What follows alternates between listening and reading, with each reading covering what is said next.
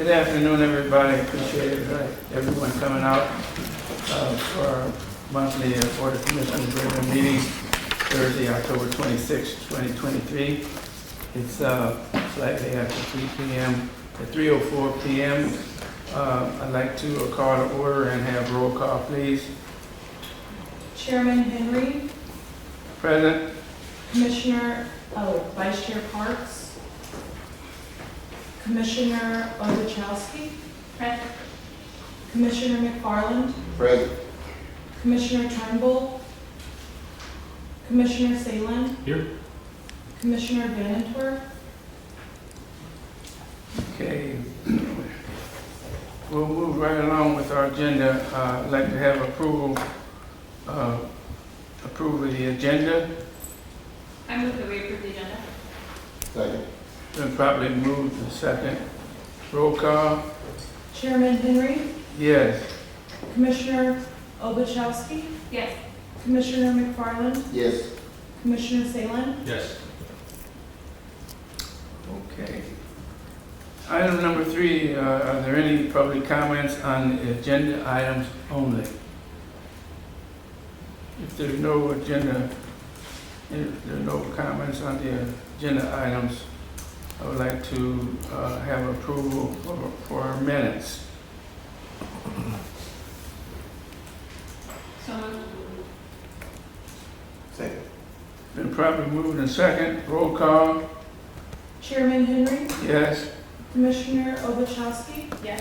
Commissioner McFarland, Yes. Commissioner Salin. Yes. Okay.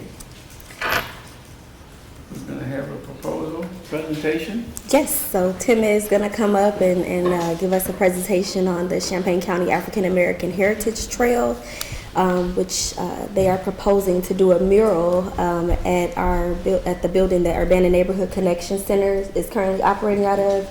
And so I'll let Tim take it away. Thank you so much. Thank you for having me this afternoon. I will try to be brief and thorough, so we'll see how this goes. So I am Tim Oravec. I work for Experience Champaign-Urbana. It is the official Convention and Visitors Bureau for Champaign County. You may know us by our former name, Visit Champaign County. We recently rebranded. But we are proud to be working with a group of committee members on a project called the Champaign County African American Heritage Trail. If you're not familiar with it, the kind of short summary is it is a community-led project initiated in late 2020 with the intent to research the local African American history and then make that history available to the public and visitors through a range of projects that I will discuss further in this presentation. I mentioned that this is community-led, that we're working with a committee of residents and community members. Our two co-chairs of that committee are on the screens right now, Angela Rivers, a great artist, and Barbara Suggs-Mason, an educator. They are really the driving force behind the vision of this project, many of the ideas, as well as the history and how it's being told. But we are also working with representatives from different municipal governments, park districts, museums. So this is really a very diverse and inclusive committee that we're trying to work with to move this forward. So the mission of the African American Heritage Trail is to be a celebration of the lives and contributions of African Americans in the Champaign County area. Our hope is to educate today's residents and visitors about the rich cultural history of people whose stories have been largely unrecognized, but who directly shape the place that we call home. Our vision is to inspire conversation, expand understanding, and contribute to a better society. And we're hoping to do that, as I said, in a number of ways. When I sent the slides over, one of the slides things got lost. So before I jump into murals, I just want to let you know that we have a website where we are housing a lot of the information that we are gathering. That website is www.ccafricanamericanheritage.org. We are also working on installing interpretive signage at different points throughout the community. We have 8 signs in the ground right now. There's one outside of Big Grove Tavern in downtown Champaign about Frederick Douglass's visits. There's one at Green and Wright about student demonstrations in the 1940s. So they're starting to pop up around the county. We're also hoping to start doing some bus tours to these locations in late 2024, videos, education programs. So there's a lot going on. There's a lot that this committee wants to do. But the reason I'm here today is one of the big ones, which is murals. And murals is so important to this project because that's really where the idea of this project started. The picture on the screen right now is of a mural that no longer exists in the community. It was actually done by one of our co-chairs, Angela Rivers.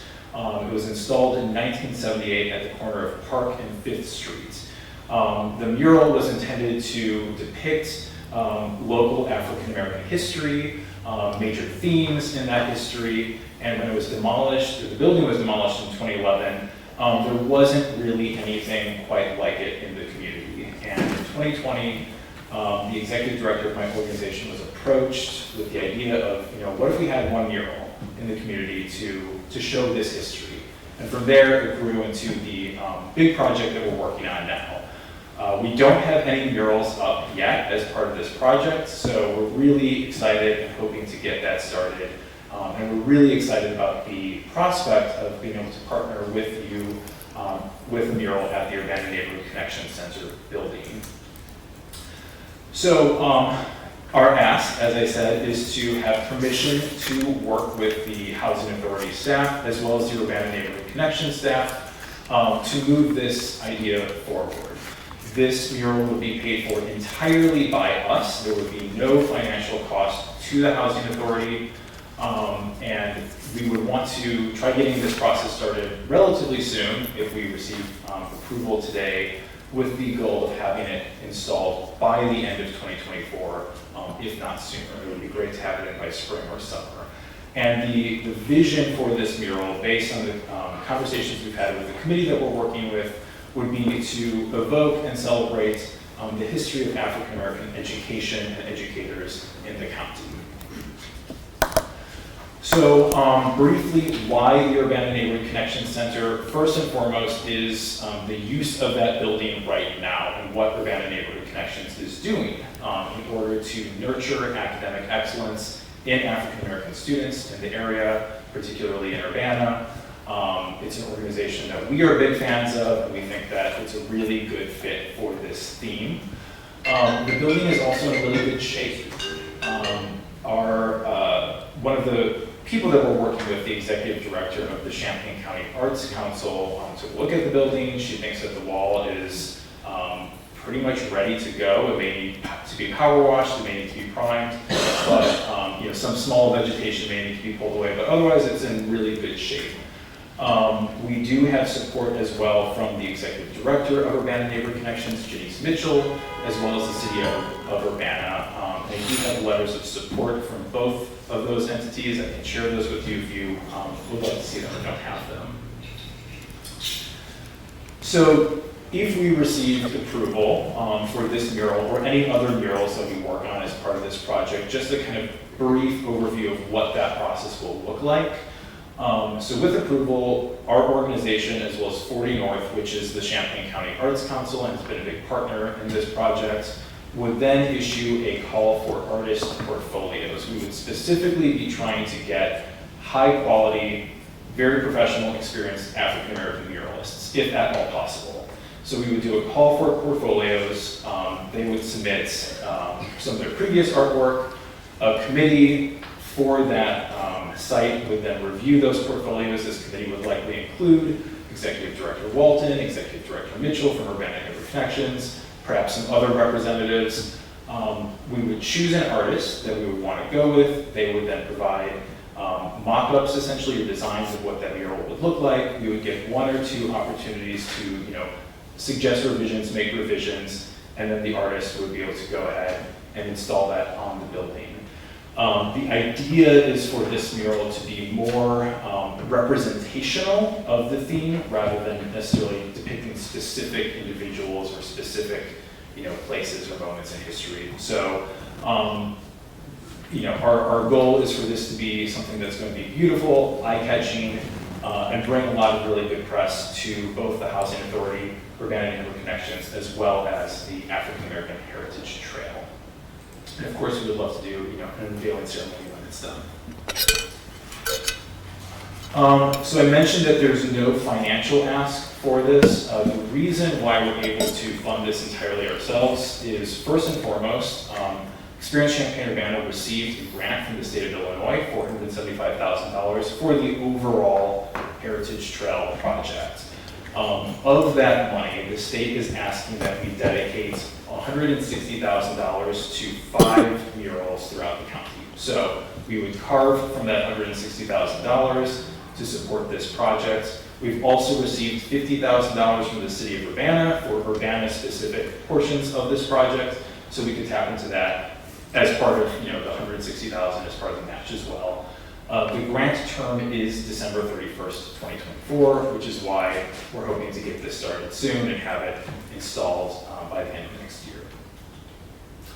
So with that, thank you. I'm happy to answer any questions. And the 4 names you see on there, that's my contact information, my bosses, Jane DeLuce, as well as the 2 staff members from 40 North, the Arts Council, who would be very instrumental in moving this forward in terms of logistics if we receive your approval. So thank you so much. Again, happy to answer questions. I have a question. You may have mentioned this. What other sites did you say that this committee Yeah. had So, yeah, that's a great question. I didn't mention it. So the committee met back in May, I believe, to talk about, okay, we're getting some money, where we want to actually try to have these. Urbana Neighborhood Connections was one of the first ones that was mentioned. There was also initially interest in having something possibly at Douglas Center, possibly on one of the walls there.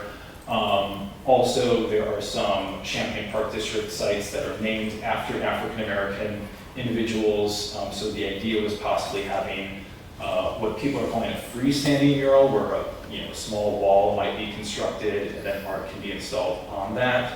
So we're looking specifically at Wesley Park, as well as Bridgewater Park, and then the Martin Luther King Trail that kind of connects Wesley to some of the other areas. And then there's also interest in possibly having something somewhere in downtown Urbana. That said, we don't have any one of these totally locked in yet, so this would be the first if we get approval.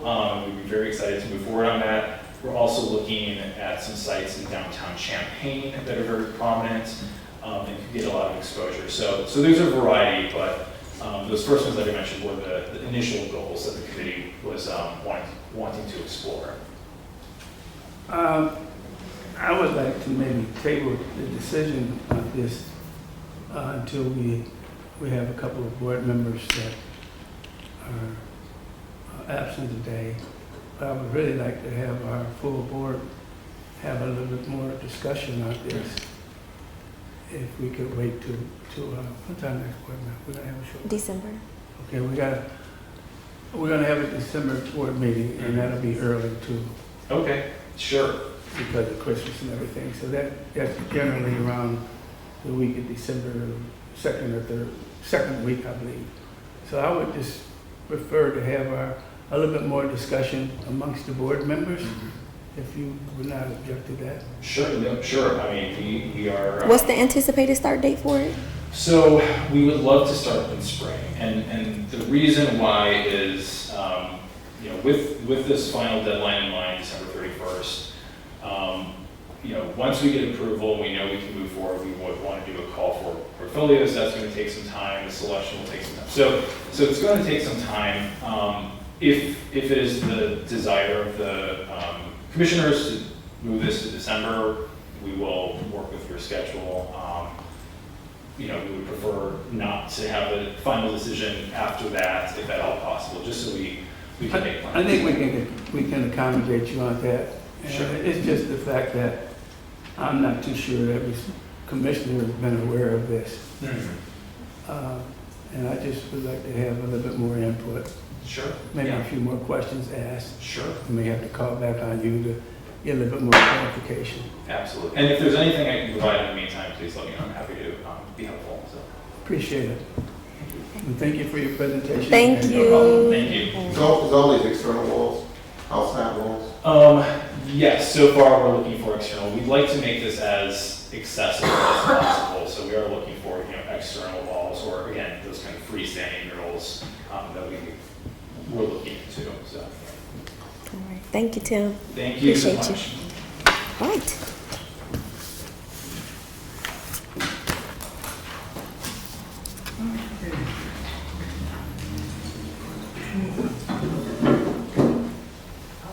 Okay, we'll move to item number 6, a new business. We have quite a few resolutions and discussions under this new business, so.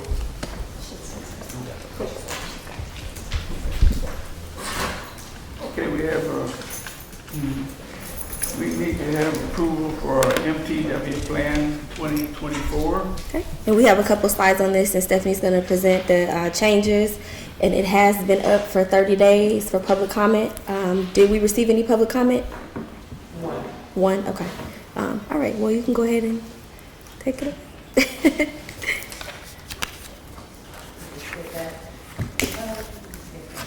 Okay, so I just want to go over some of the modifications that we made to our existing plan that will go into effect in 2024. For one, we're going to do an alternative flat utility allowance. So this activity will establish a streamlined flat utility allowance by bedroom size for projects in the HACC jurisdiction.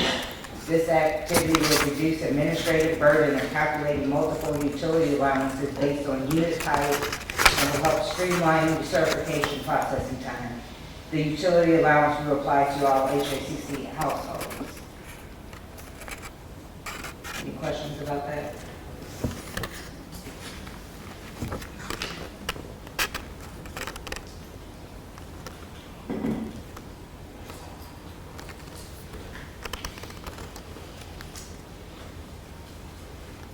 I don't think we're missing a slide. We missed a slide. Okay, I was looking, but I was like, I don't see what you're talking about.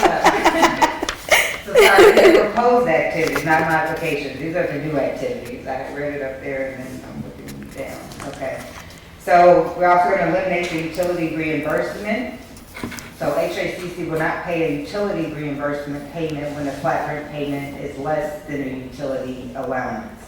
In this case, the rate may be zero and minimum rent waived, but HACC will not send out a reimbursement.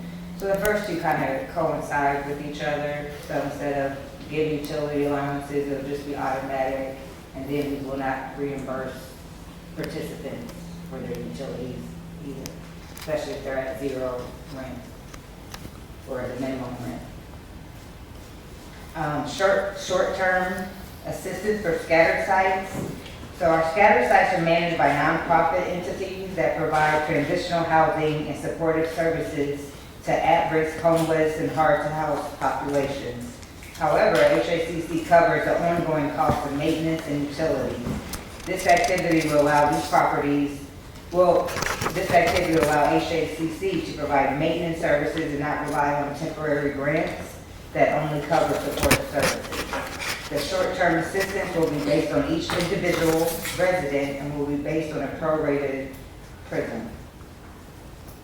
So scattered sites are like our reentry sites where we have transitional housing, and so we could get some subsidy going to those properties that will help with the upkeep and the maintenance of those said properties, instead of relying on grant funding that can end and not come back, or this will be ongoing assistance that we can provide based on the amount of tenants staying there.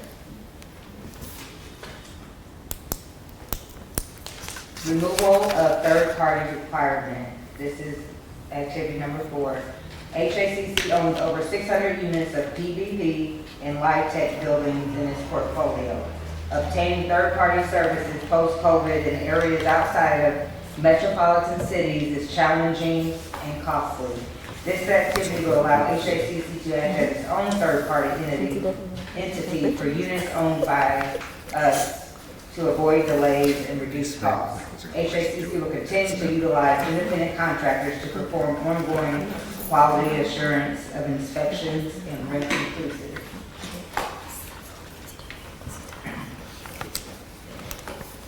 The next activity is housing search flexibility. This activity will allow HACC families to rent a larger unit as long as the contract rate for the unit is within the PRISM payment standard and not more than $150 more. So this will allow, as you know, rent is really high right now, and a lot of our families are struggling to find units that are affordable, or struggling to find units based on their family size. So this will allow some more flexibility to give them more options and hopefully allow the leasing numbers to go up and get more families and individuals housed in our community that need it. And the final new activity for 2024 is the Community Choice Initiative. HACC will implement small area fair market rent payment standards for census tracts in certain prisons in Champaign County as part of its mobility program. The increased subsidy will better enable HCD program participants to access, lease up, and maintain residency in high opportunity areas. So this is our version of a mobility program where we can pay higher payment standards, pay higher rent in areas with low poverty. That will give our families access to more opportunities.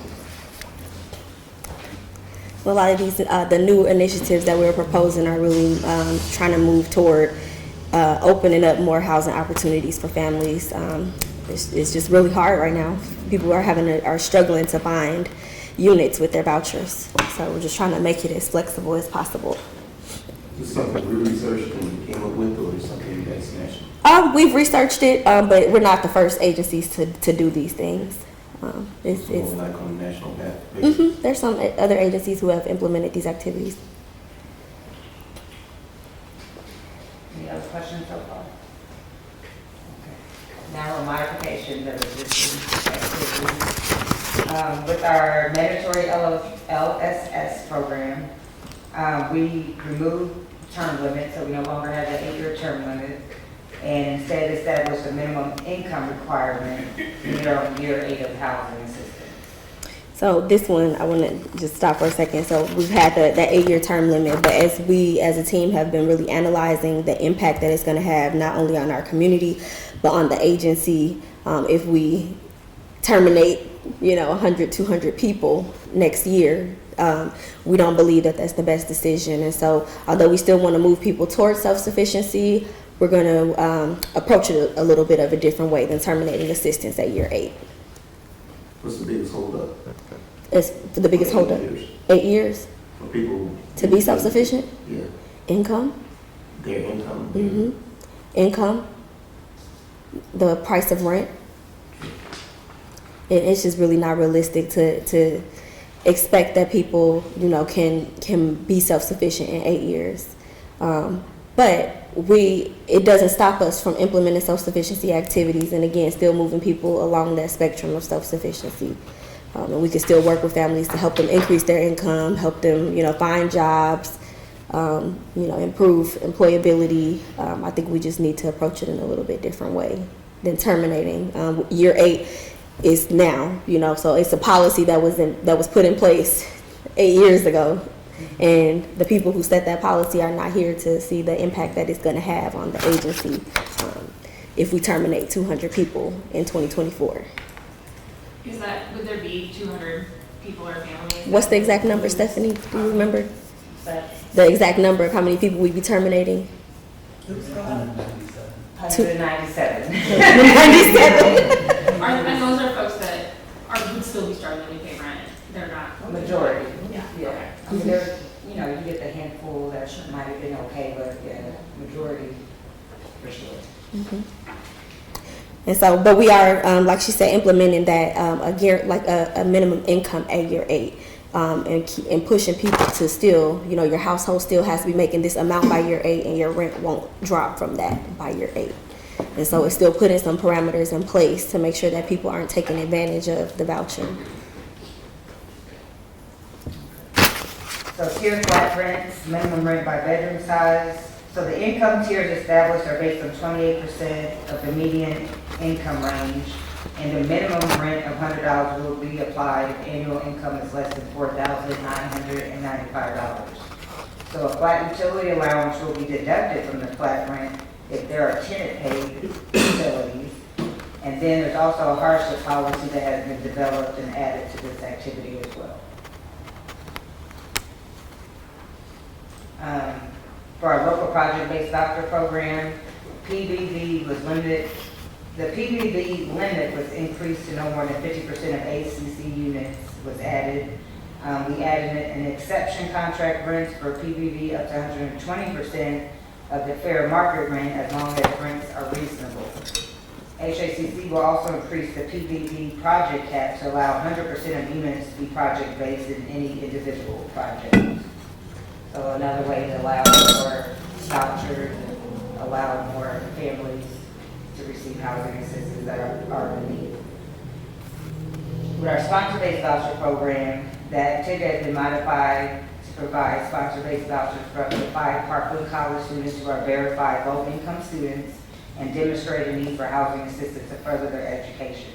So this will be similar to our Illinois Commitment student voucher program for students low income that attend U of I. Now we have an activity for Parkland College as well. For landlord incentives, this has been modified to include the following incentives. Pre-inspections that are valid for 90 days. It can also be conducted while the unit is occupied. We established a loyalty landlord incentive where owners can receive $250 per unit that has been leased to a voucher holder for at least 5 years. And then we included the high opportunity area incentive where landlords can receive incentives ranging from $500 to $1,500 based on the median income of the census tract the unit is located. That was one of our more successful incentives that we were able to utilize with ARPA funding. So we decided to include it in our DPW plan as well to continue that program. In the HQS inspections, the pre-inspections, and the policy that we're modifying to be able to inspect while the unit is occupied is going to be big. Just some feedback that we've gotten from meeting with local landlords and leasing companies. A lot of times our clients miss out on vouchers, miss out on units because of the process. So other people end up getting the unit before they do because we've got to inspect, and then we've got to, it has to be vacant. But a lot of leasing companies lease their units before they vacate it, and so we're hoping that this will again give our clients an advantage to leasing.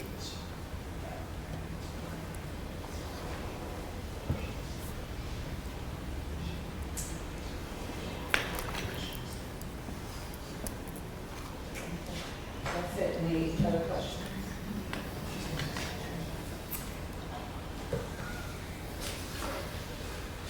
If there isn't any more questions from the commissioners, I would recommend that we have approval for the DPW plan 2024. Motion? So moved. Second. Second. Okay. All right, a little hard of hearing today, folks. But anyway, it's been probably moved in second. Can we have roll call? Chairman Henry, Yes. Commissioner Obuchowski, Yes. Commissioner McFarland, Yes. Commissioner Salin, Yes. By the way, thank you for that detailed presentation on that. That's really important, and that's really good to get that approved, and the MTWA plan can go forward with the amount of success that we've had in the past and continue then going forward. So thank you very much. Next approval that we need is under new business is approval for 7 additional vouchers for Newton Place. Newton is our development out in Newton, Illinois. It's a senior development. We had previously asked the board to approve vouchers, but we're still kind of struggling with lease up at Newton, and so we're really trying to get this project completely leased. And so we're just asking the board to approve an additional 7 vouchers to make it more affordable for the people who live there.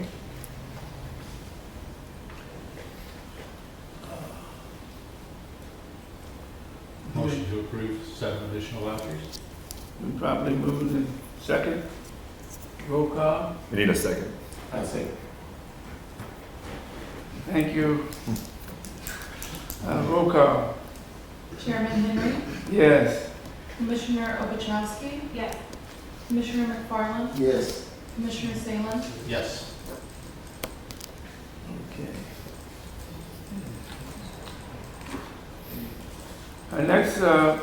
Our next new business is approval for the award of Blood Heart Consultant Group proposal and contract.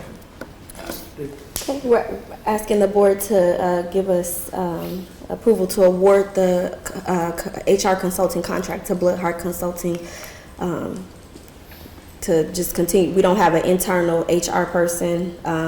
It is a position that we like to hire eventually, but right now we're working with outside consultants, and so we have just asking the board to give us approval to award that contract. Could you just maybe pick out the most key portions of this? Of the contract? Yeah. What it's for? Yes, we've worked with Blood Heart Consulting in the past. There was a contract awarded, I believe, in 2019, maybe.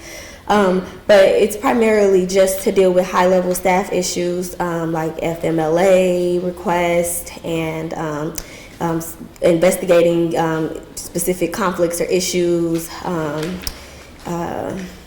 just kind of things along those lines, creating offer letters for us, making sure that things are in line with employment laws, things like that. And I also looked through their information that they sent and their references, and George Guy, who's the new president of NARO, who's the executive director at Fort Wayne, Indiana, he gave outstanding review of their scope of work, and also Dr. Michael Tourette, who's Chief Operating Officer for the Dothan Housing Authority in Alabama, and he presents quite often in NARO and also La Fada, and they both concurred with the work that they do, and I reviewed it too, and outstanding staff that they have put together, and they speak all over the United States.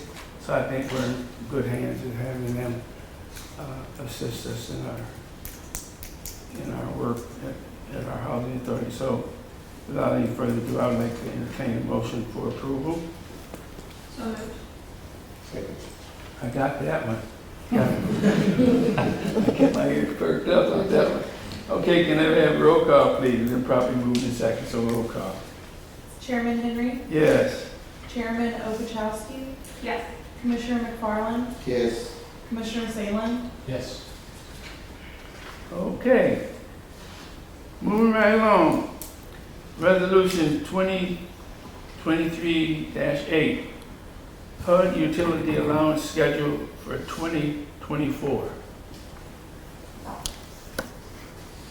Tiffany, do you want to talk about the utility allowance schedule? Is it on the screen or not? No. We have so many. So,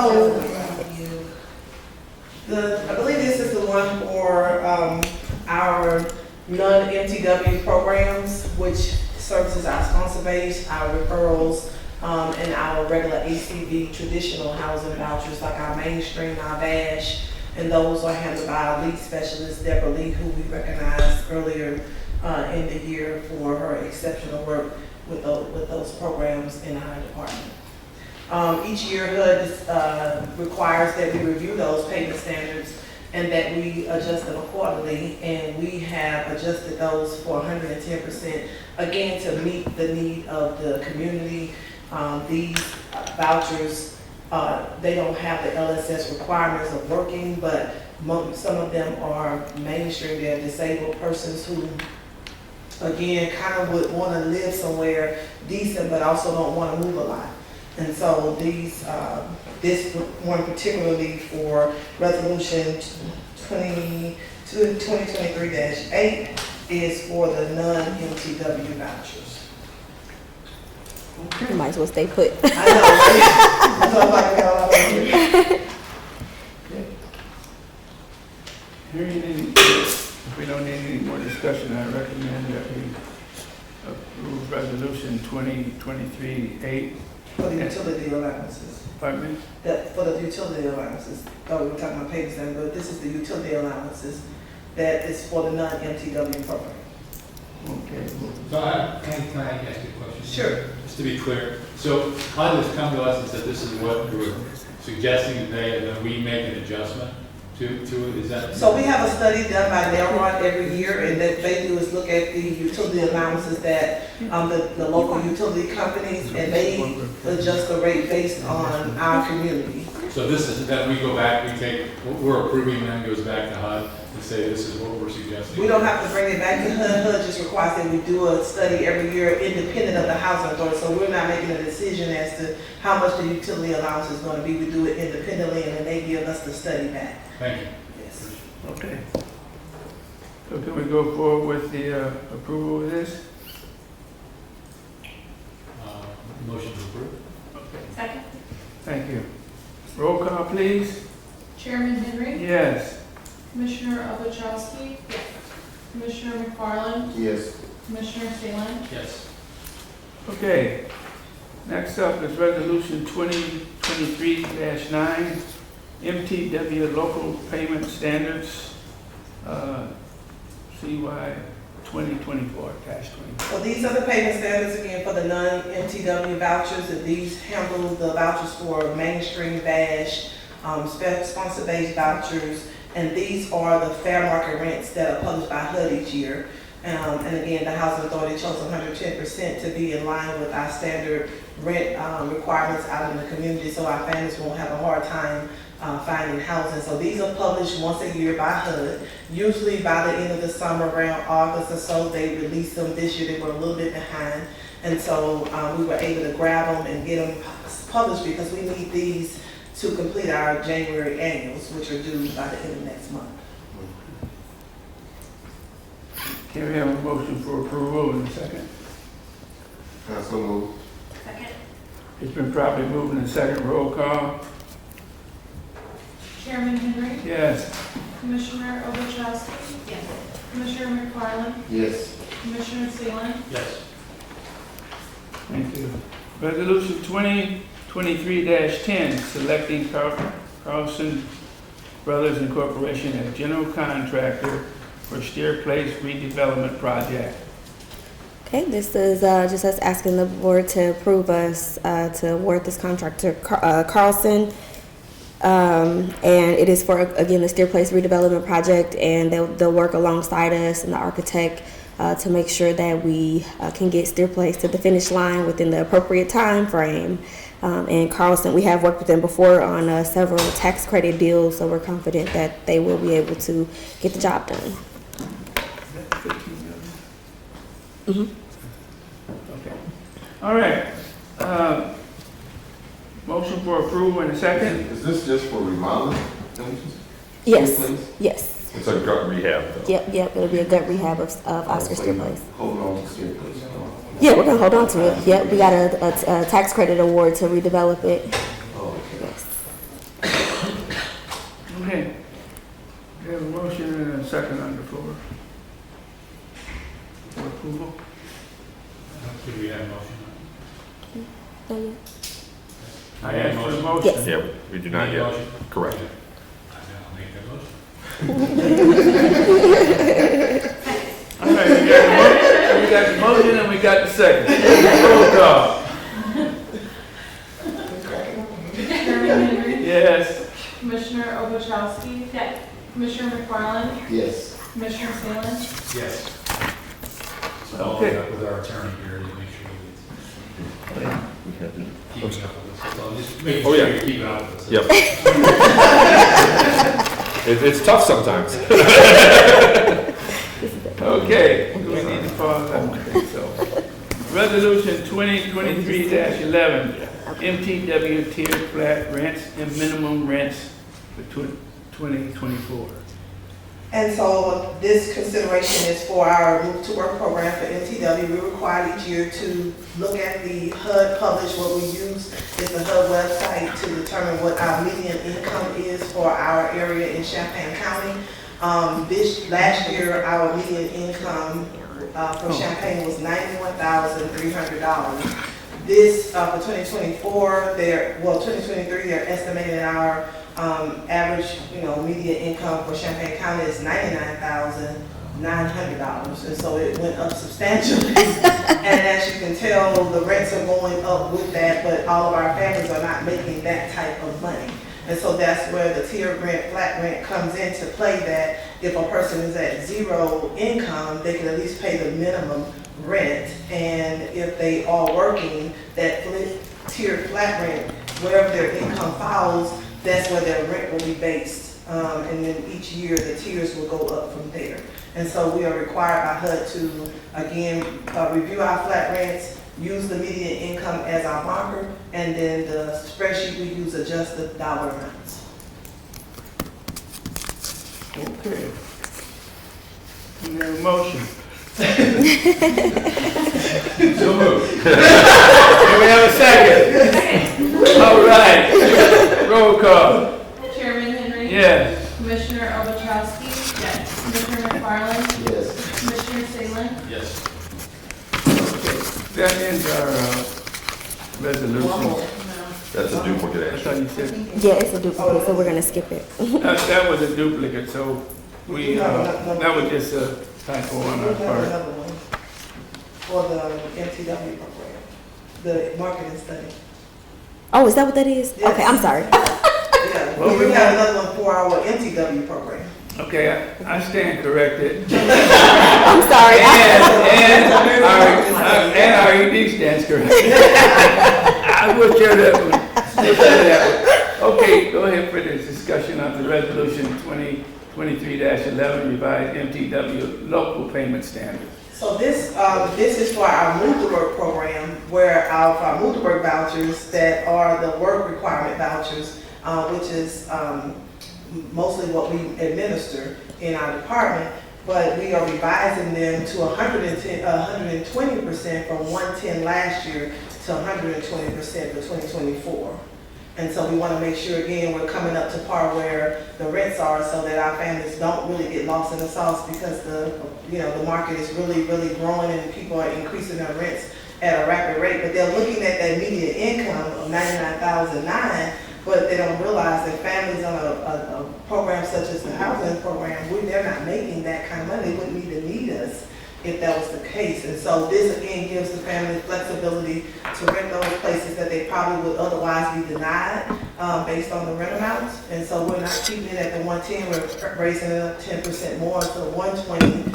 Later in the year, I will tell you, later in maybe around the first quarter of 2024, we'll be back with you again, presenting what HUD has just pushed out a big initiative for small FMRs, which we want to go to, which will be driven by our zip codes versus our census tracts per se. And this will give families a lot more flexibility. It will break it up a lot more to help families, and those rates are even more in line with the rent market here in Champaign County. And that way we can, get those families in Newton and Ford and those here in Champaign. We won't have to be, because we're getting ready to offer families from our new waiting list, yay, and that we just took in August. And we're getting ready to assist those 2,000 families. So we're getting ready to start offering those fresh new applicants, and we want them to be able to find housing. So we'll be back at the beginning of the year. Jennifer and I are working with HUD and to get those small FMRs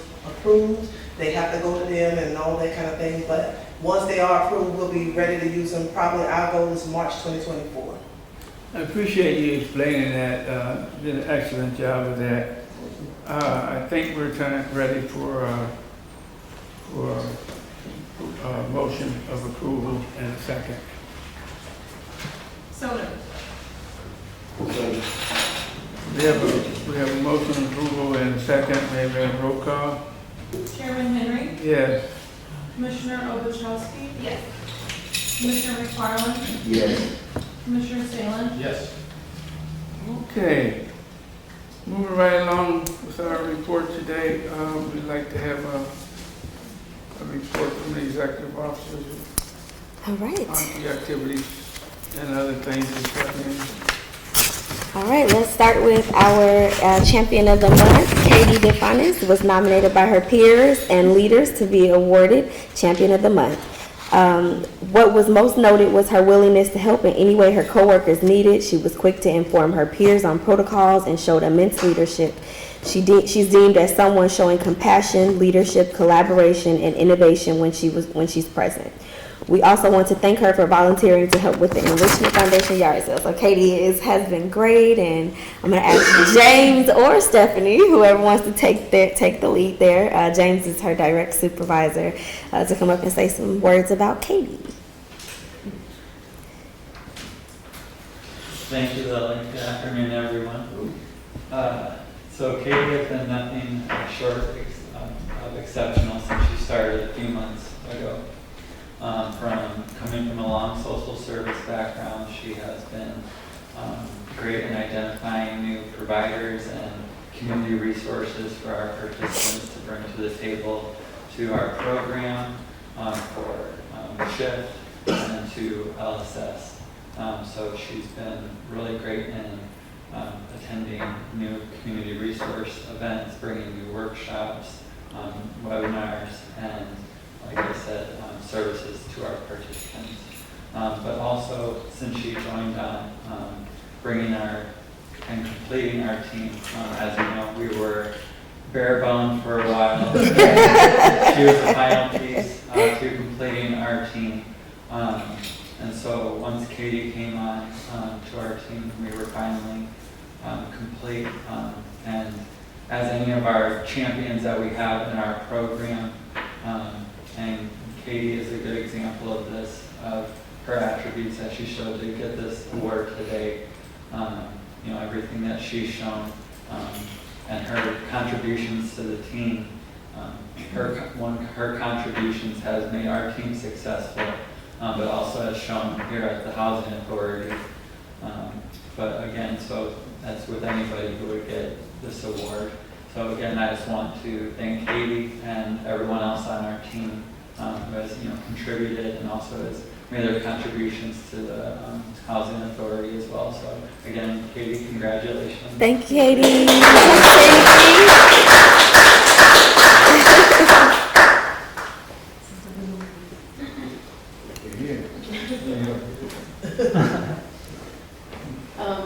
I just want to say thank you. I mean, I really do feel honored. I know I haven't been here very long, but I love this community. Anybody who knows me has probably heard me say that a million times, but I'm just thankful to serve the community in a tangible way. And I think this organization is just, you guys do phenomenal work. I'm just thankful to be a part of it. Thank you, Katie. I'm not even going to give you my fake trophy, Katie. I got to order you one. It doesn't have the same impact now that James knows. But I keep walking when I forget. No, but it's been great to work with you, Katie, and thank you for all you do. I also want to shout James out because I kept hearing that ring click. So James just got married last week. So congratulations to you, James. All right. Okay. All right. So then I wanted to shout out Angela. She's a 10th with us through Express, but she's been covering the front desk for us, and she's wonderful. So if any of the commissioners have gotten the opportunity to meet her, you would say the same. And she was also recognized by Express this month for her exceptional work and as their associate of the month. So she's covering the front desk, so I didn't bother her, but she's doing a wonderful job up there. Okay. And then 40 under 40, of course, we have to congratulate Stephanie and Becca for being selected for 40 under 40. That's super exciting. So congratulations, ladies, and we're glad to, be in your midst today. Okay. And there's some really exciting news for Youth Build. Youth Build received their affiliation, was selected to receive affiliation through Youth Build USA. So our Youth Build program is official now. So that's really cool. We are officially a part of the Youth Build USA collaborative. So we've shown and proved ourselves. And then some employment updates. We have a new executive assistant, Jalina. She's doing a great job. She's doing a really great job. And so she didn't want to put her picture up there, but and then we also have some openings, maintenance. We're still hiring for maintenance. We've got some openings for a couple HCV specialists, and we are also looking for an HR coordinator. So that's that. We had an all-staff meeting a couple days ago on October 24th, and we really talked about accountability, dependability, and some policy reviews. And Allison Blenhart was present to conduct that training or workshop for us. I have gotten a lot of positive feedback from the staff about the training that we had, and we're just hopeful to go into 2024 keeping the same momentum.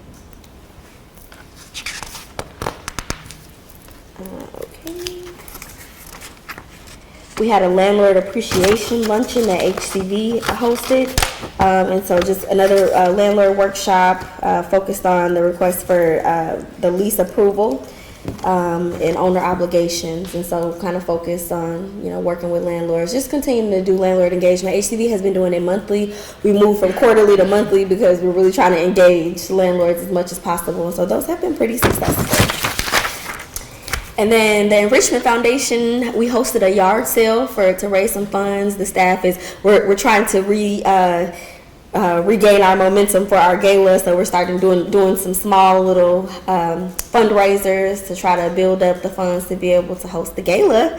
Stephanie. We're gonna try to host the gala. So they raised $2,000 for that. So that was pretty cool. Katie and Kenyatta here were there to help, and some Youth Build staff, and so it was pretty fun. Right. And the staff shopped a lot. Say that. We also had a dedication for the home that we sponsored through Youth Build for Habitat for Humanity. And so we sponsored the build, and Youth Build participated in that. It was a hands-on learning opportunity for them.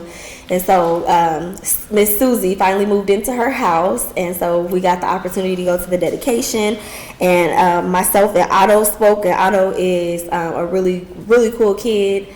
And it's been really nice to see his turnaround. And I put a quote that we couldn't put the whole speech in there, but he gave a really good speech. He was very impressive. But one of the things that he said was the Youth Build program illuminated the genius in him, and so that was really cool. I think we need to put that on like the wall at Pioneers when we get Youth Build over there.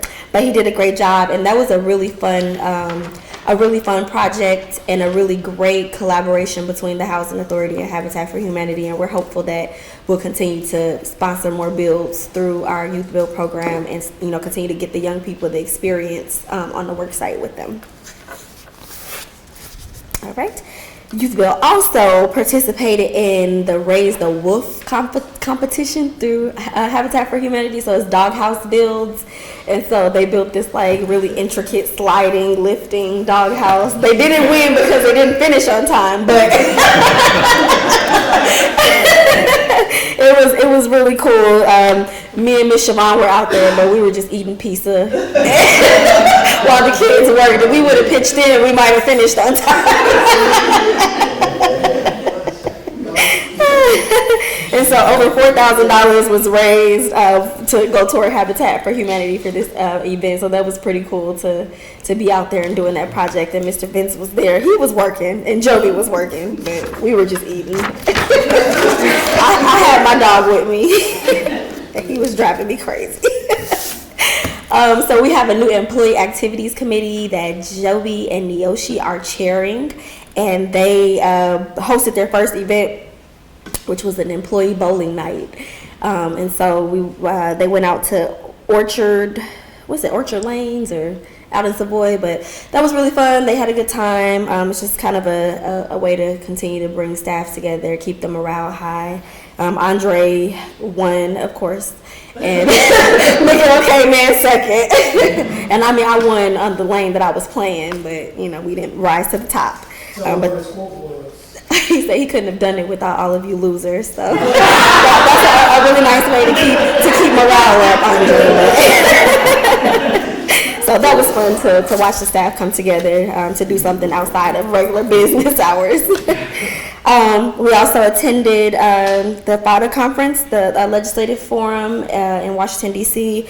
Great conference. And if you were, Jennifer, Dr. Henry, and Miguel and myself went, and Jennifer and Miguel are still going through their EDEP classes. This was Jennifer's first round, and Miguel's, this was her second round of classes, right? So hopefully we'll be attending their graduation soon.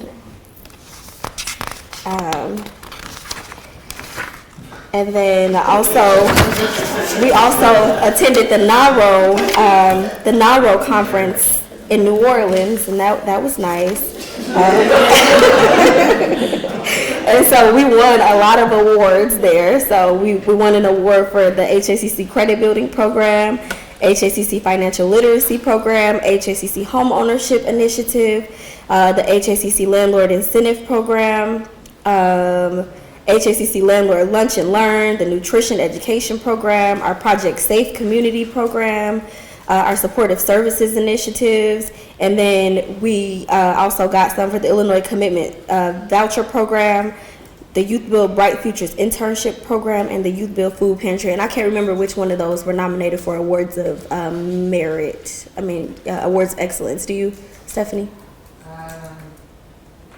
Maybe Illinois Commitment. I think the Illinois Commitment. And so we have all the plaques back here, and I want to try to get a picture with the board and the plaques at the end of the board meeting.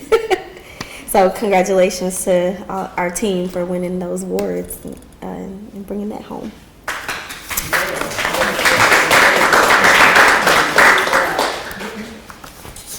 Alrighty, and then we've got some Youth Build updates. Siobhan, you want to come up and talk about what's been going on in Youth Build? Good afternoon, everybody. So we had a bunch going on in Youth Build for this quarter, August through September. Okay, so in our enrollment and recruitment, we had an informational at our Urbana site and 15 students that we interviewed. And then from there, those students were invited to the Urbana Mental Toughness that began on October 16th. And then out of those students, we chose 9 students to be our first pilot cohort at the Urbana location, and they started on the 23rd. So we're super excited about that. So that we have officially launched our Urbana, and we do plan on doing some type of like grand opening for it. But that's coming through the $450,000. I mean, not $400. Oh, I wish it was $450. The $300. It was $350,000 that we got the grant from Urbana to open up that Youth Build location. So it's at 111 Broadway. So we'll make sure to host something and invite the board. The house is next month. So we'll keep everybody updated on that. For their education component, which is the high school diploma that our students earn, here at the Champaign site, during our 4th week of the Penn Foster, over 98% of the students have 3.5 credits or higher. Joby, could you please let me know how many students do we have enrolled over at Champaign? 24. Okay. And then they also took an education field trip. They went to the DeSable Museum, and they've also been to our annual EIU college tour. In construction, we have the NCCER component, and they are into employability skills. And then the tiny house, which you guys can see out there, is almost complete. And I can have Vince probably let you know some of the details that's going on in there. Yeah, the structure you see outside is an ongoing effort that we have with Square Away Construction. They provide the training for Youth Build students, and then 1 week out of the month, there's a construction week, they come in and just keep adding on to it, and then hopefully by December, we'll have it complete. And then they'll disassemble it and do it all over again next cohort. They're talking about moving in there. But they're complete with plumbing, drywall, framing, you know, putting the siding and roofing, just, you know, a mock situation where we did, the first one we did, or two of them that we did, were in the storage room. And then we just decided to say, hey, you know, it's kind of small space, but so we take it outside.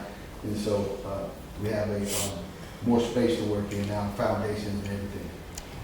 It's been really cool to watch. For another location where we can really deck it out. So excited about that. Okay, for supportive services, we helped our case management staff help the student to obtain housing and state IDs, which is a requirement for entrance into our program. And then we also helped one of our students who was a single dad to provide daycare for his child. And Lily, I cannot see that. I got you. We gotta get you some glasses. Yes. So this is just a chart on where we are with our grants. She has Department of Labor on here, so we have $585,000 expended. Is this expended or left to spend? I think that's left to spend. Okay, left to spend, and so we've got a little while to get it. $138,000 on the Urbana ARPA, and then about $5,000 on United Way left to spend. This is a really tiny chart of all the credits that the students have, so we're just showing like the, where they are as far as credits. We recently had 3 students graduate, not graduate, but complete the high school diploma component of the program. So they're kind of coming in waves, so we're super excited about them. So to be determined is the graduation, which we think is going to be in January. So we'll come with details as soon as we solidify that. Okay. Then one thing that I'm very excited about is getting more parent engagement.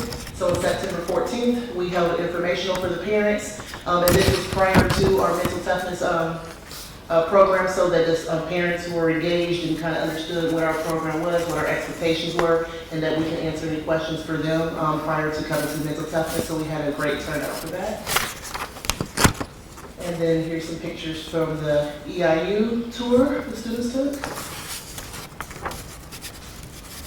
And then there's the monthly construction week. And some pictures there for our mental toughness in Urbana. Thank you.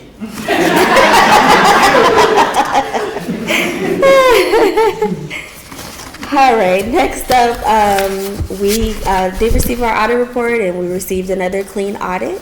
So we're excited about that, and Miguel is going to come up and give us some details about the audit, and then also at the end your financial reports.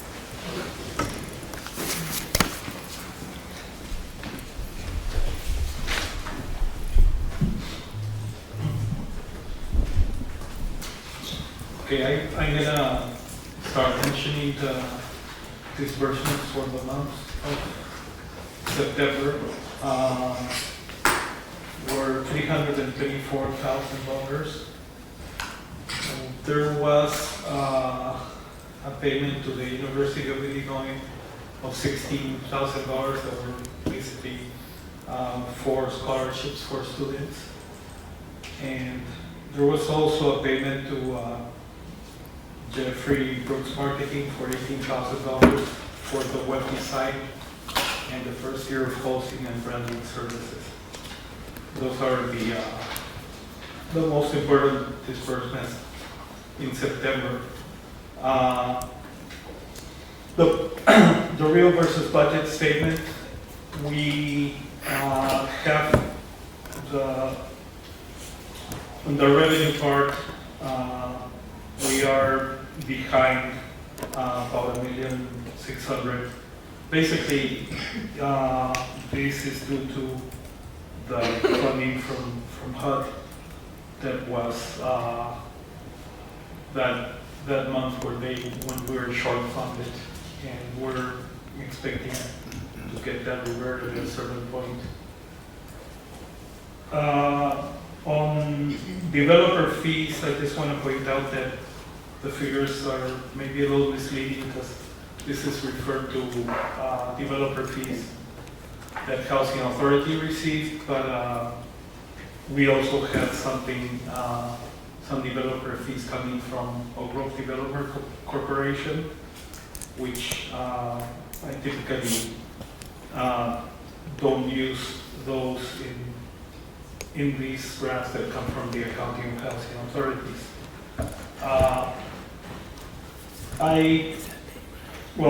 The real versus budget is actually there. If there are some questions, I can go into details.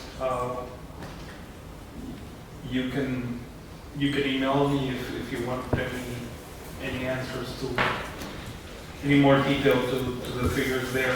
I really wanted to mainly talk about the audit report as it was mentioned by Lily.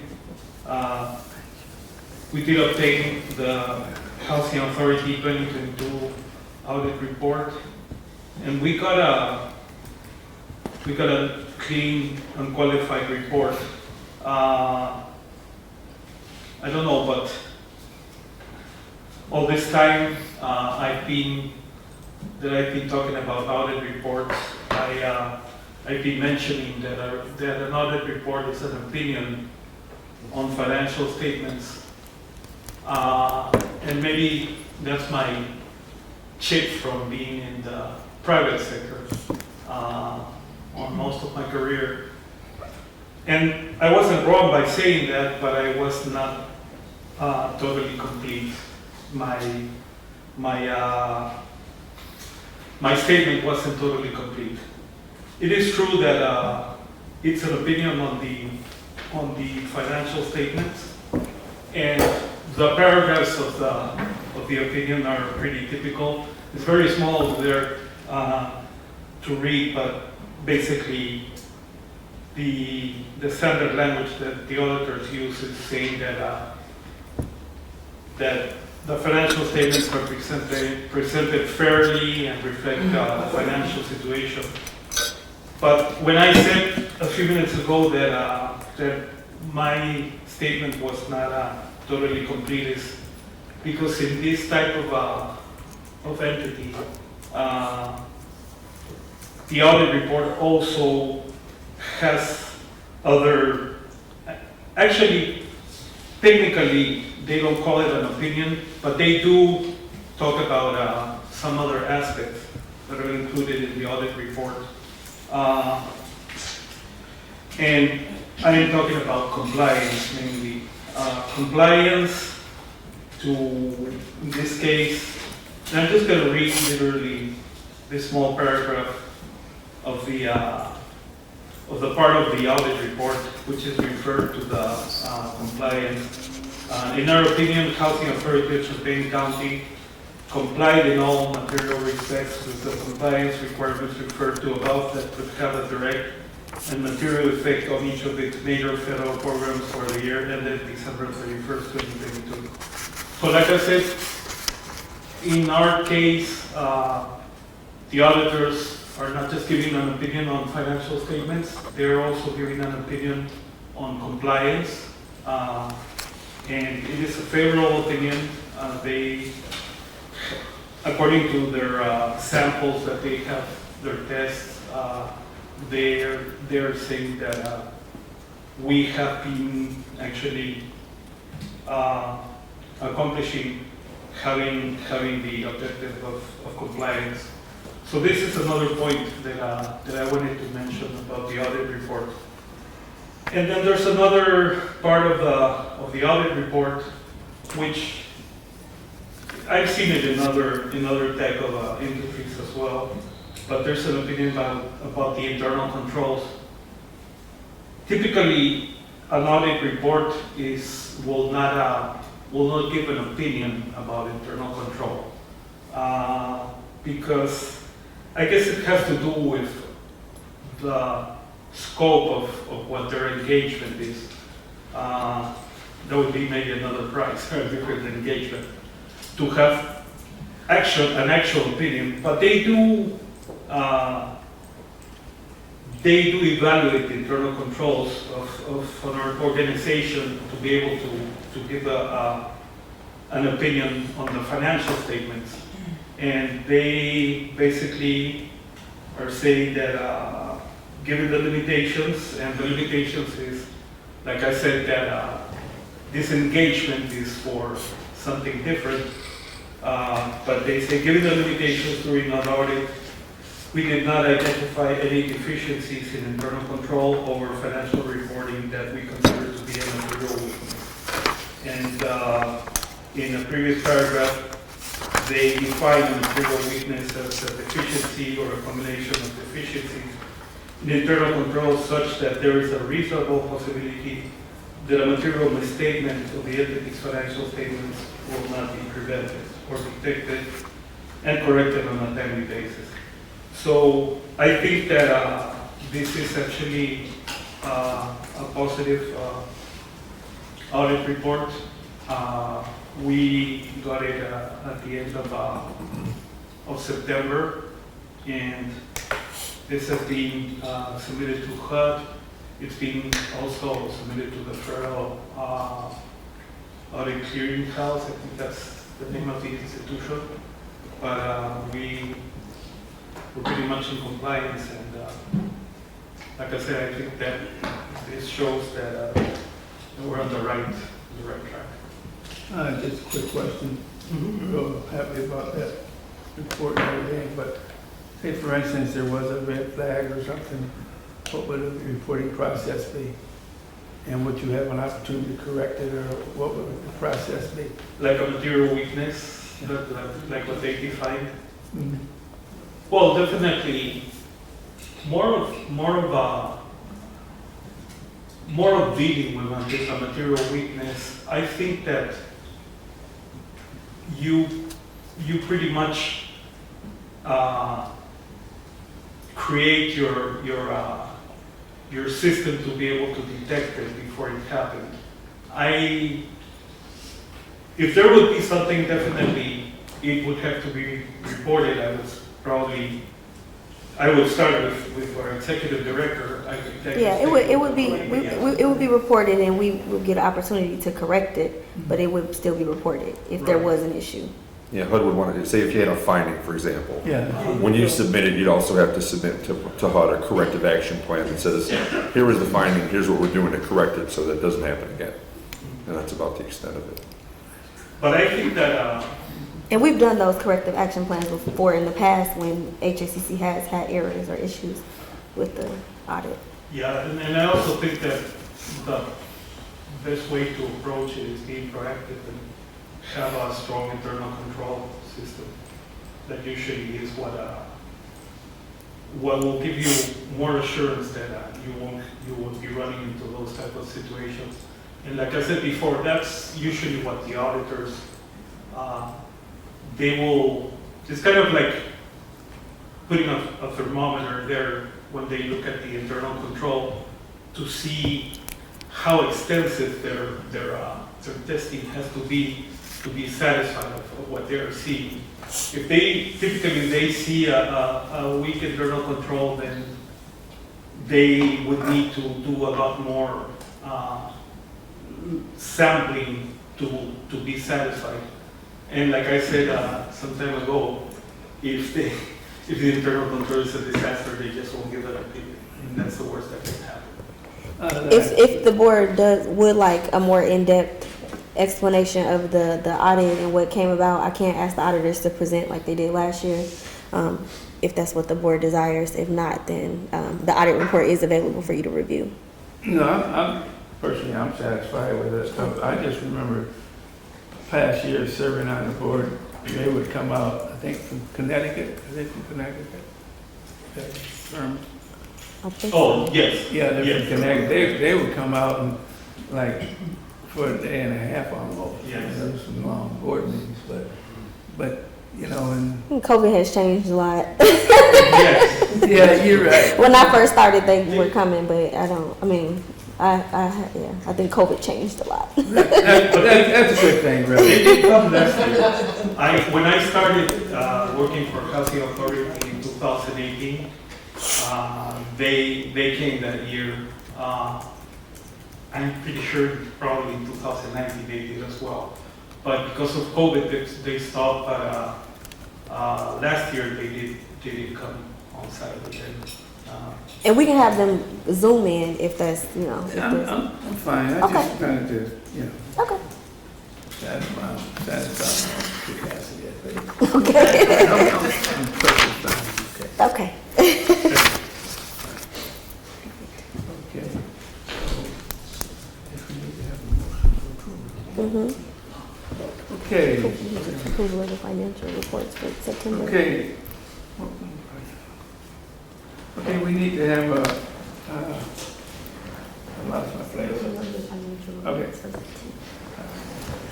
Okay, we need to have approval for the financial reports, the cash disbursements September 23, the budget actual September 2023. May we have a motion for approval? So moved. Second? Thank you. Been probably moved in second, roll call. Chairman Henry, Yes. Commissioner Ovechowski, Yes. Commissioner McFarland, Yes. Commissioner Salem. Yes.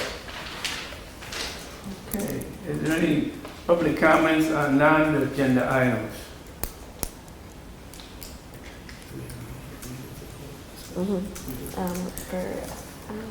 Okay, It's C and D. Okay, C and D. For C and D. We won't have any action after. we need to prepare for closed sessions to discuss items, it should be in C. C and D. E C. and D. C and C and D. D and E. C and D, Dr. Henry. C and D. Okay, back up a little bit here. So we'll need a motion to go into closed session for C and D, I'd like to move that we move into closed session, followed by adjournment with no action being taken. followed by adjournment with no action being taken. Okay. It's a lot of that's a big motion.